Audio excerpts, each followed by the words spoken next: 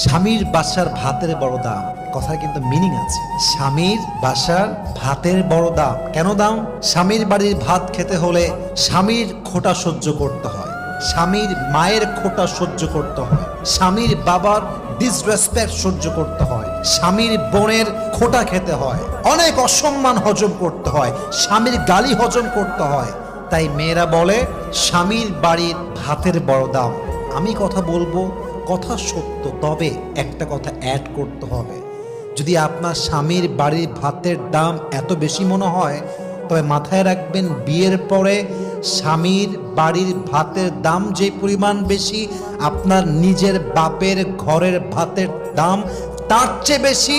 বুঝবেন, জাস্ট তালাকটা নিয়ে বাসায় যাবেন, তাহলে বুঝবেন।